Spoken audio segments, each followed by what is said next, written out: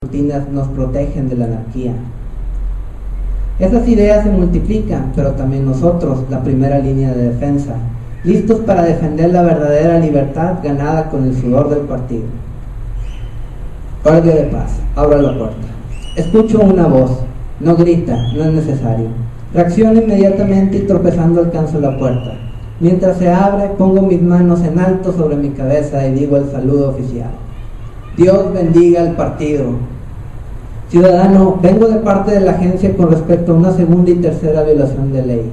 ¿Sabe a qué me refiero?, dice con su voz monótona.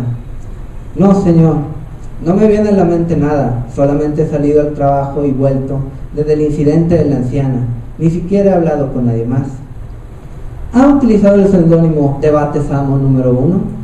Digo que sí con la cabeza, aún no sé qué ley he violado. Estoy seguro que sé de memoria el código y vuelvo a revisar cada mediodía las reformas matutinas. De acuerdo a las reformas vespertinas de hoy, se le acusa de utilizar mascaritas de las 80 al mes permitidas en sus conversaciones en la red y de tener más relaciones que 10,000 amigos. ¿Reformas vespertinas?, me atrevo a preguntar esperando que el guardia esté de buen humor. Sí, las nuevas reformas vespertinas creadas hoy en las reformas vespertinas, en vigor a partir de la medianoche. ¿Cómo se declara? Culpable. El guardia no se molesta en decir nada más. Levanta su arma y me apunta a la cabeza. 3 crímenes es sentencia de muerte, así lo ha decidido el partido, en todo su derecho, por supuesto.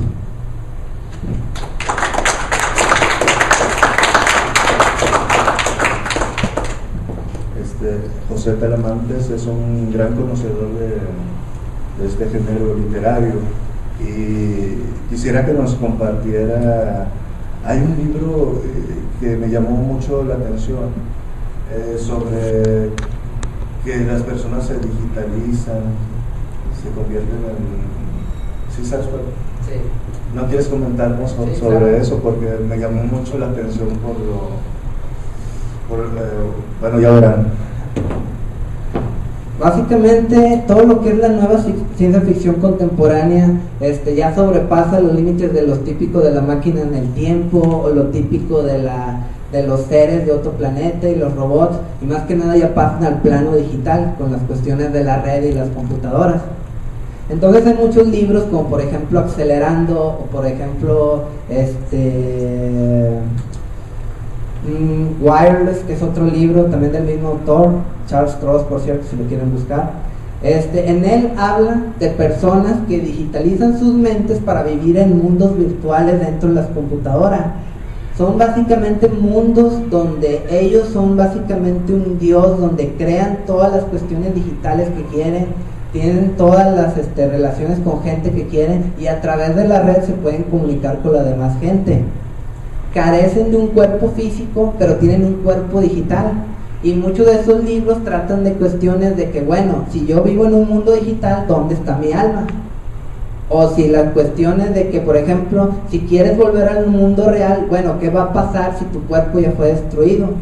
Entonces la mayoría de esos libros tratan de esas cuestiones, de cosas a futuro, que pueden o no pueden llegar a ser realidad, que esa es gran parte de la idea de la ciencia ficción.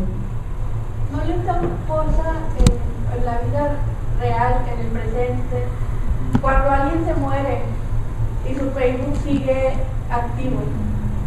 En parte, eso es algo muy típico que sucede en las historias, porque hay gente que sigue viva, pero tiene una copia digital, que tiene sus mismos recuerdos, que tiene sus mismas memorias y actúa como si fuera sí mismo. Tenemos también una práctica social bien sorprendente de que gente que etiqueta a gente muerta, o sea que la persona ya murió y tú sigues hablando de la persona muerta y la etiquetas en tu estatus de Facebook actual, o que haces un evento e invitas a la persona que ya murió. Sí, pero eso ya es una cuestión de ética en el sentido de que tanto la demás gente que vivía a su alrededor lo sigue manteniendo su recuerdo vivo.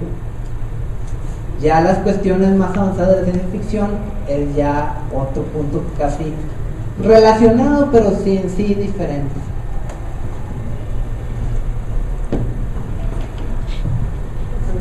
¿Alguna pregunta, comentario? Bueno, siguiente. Gracias. Continuamos con Laura Elena Cázares. Estudia licenciatura en Letras Españolas en la Universidad Autónoma de Nuevo León.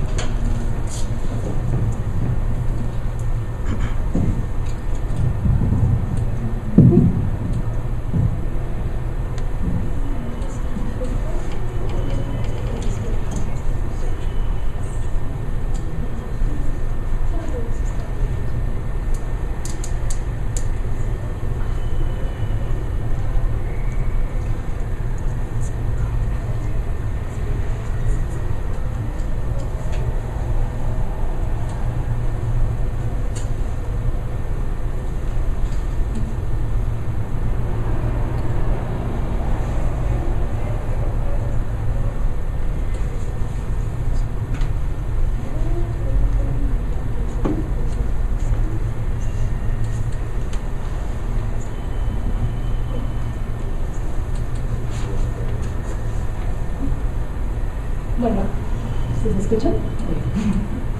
El primer cuento se titula Geofagia y se lo dedico a mi sobrino. Cami caminaba con dos grandes cucarachas a su lado que la guiaban al lugar de la humedad, y es que la bomba había hecho a todos pequeños, y a los que no, solamente les había hecho polvo. Así que ella, siendo pequeña, no tuvo problema en achicarse más y domar a dos conquistadoras del territorio. Recorrió el patio que le era familiar, armada con una escoba, sus chongos de niña y con el ansia de conocer al mundo.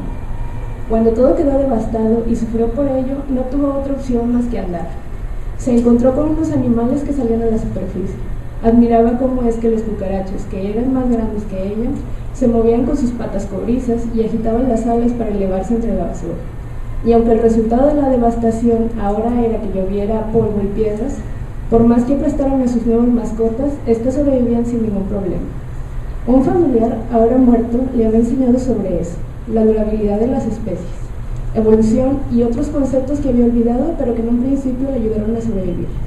Y aunque los alimentos en general se pudrieron o ennegrecieron, ella había logrado empatizar con las cucarachas, que aunque no tenían necesidad del agua, convivían con otros insectos de la humedad, como lo fueron las cochinillas y las lombrices, que se habían hundido para conservarse y así reservar las zonas húmedas para ella. De este modo, pese a la contaminación fosforescente, el agua logró condensarse en lugares ocultos, como lo fueron los institutos de tratamiento acuático que, aunque estuvieron en ruinas, habían logrado conservarse por varios años. Cami sabía esto cuando le daban de tomar el agua que escaseaba. Tomaba por pequeñas goteras para dosificar.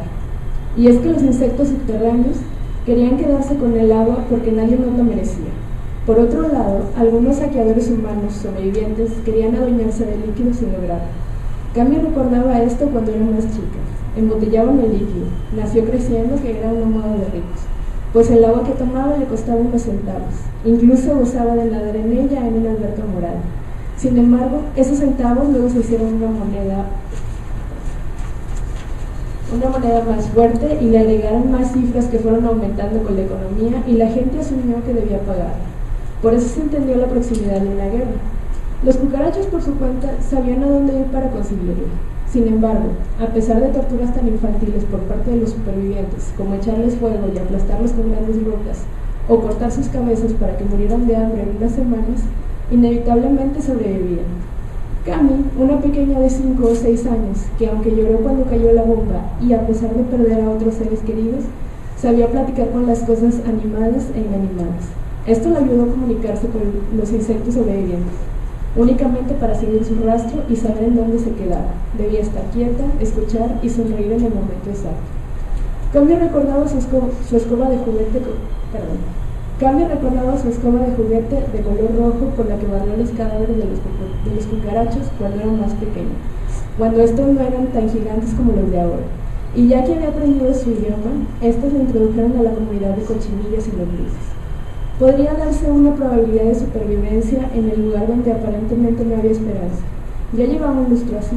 Sin embargo, el resto de la humanidad no sabía su existencia, pues asumieron que ella estaba perdida. Así Cami dependía de la extinción de los demás. En lo que ella podría definir esto se quedaría a jugar con sus dos amigos, que por lo menos la traerían de un lado a otro.